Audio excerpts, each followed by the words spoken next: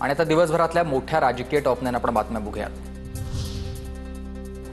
Operation blue star काँग्रेसची चूक होती। 80च्या दशकामधील पक्षाच्या चुकांची जबाबदारी घ्यायला तयार आहे। एका शीख विद्यार्थ्याच्या प्रश्नावर राहुल गांधींचं वक्तव्य।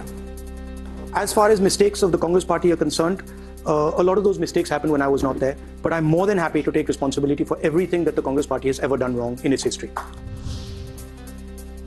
काँग्रेस कोणी खाली करू शकत नाही। भाजप काँग्रेसला घाबरते। यशोमती ठाकूरांचं चंद्रशेखर बावनकुळेंना उत्तर आहे। तर मतांचं राजकारण करून भाजप सत्तेत तरी महायुतीला काँग्रेसची भीती आहे। ठाकूरांची टीका।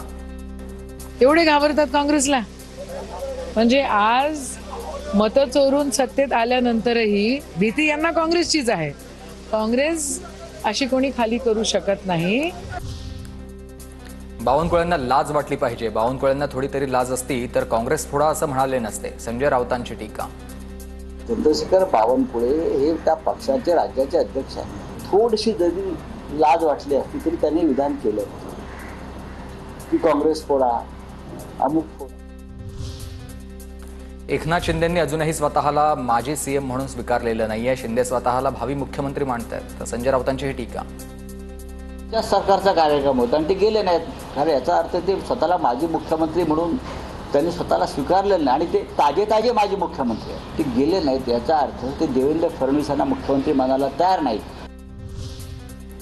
अजित पवारांना मुख्यमंत्री होण्यासाठी पक्ष भाजपात विलीन करावा लागेल। वेगळा गट म्हणून राहिल्यास अजित पवारांना कधी देखील मुख्यमंत्री होता येणार नाही। संजय राऊतांचं हे वक्तव्य। अजित पवार हे कदापि भाजप बरोबर राहून मुख्यमंत्री होणार नाहीत। एकतर त्यांना पूर्णपणे भाजपात विलीन व्हावं लागेल त्यांचा पक्ष आणि भाजपचे म्हणून त्यांना भविष्यामध्ये कदाचित संधी मिळेल। बातम्यांमध्ये आणि प्रकाश झोतात राहण्यासाठी राऊत बोलत असतात आणि सुनील तटकरेंची राऊतांच्या वक्तव्यावर त्यानंतर ही टीका।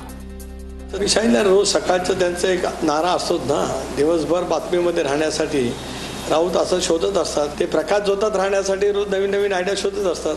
त्यातला एक तो भाग आहे, यापेक्षा काही वेगळं नाही। 3 पैकी एक चाक कधी निखळून पडेल काही भरोसा नाहीये। काँग्रेसचे खासदार कल्याण काळे यांचा महायुती सरकारवर निशाणा।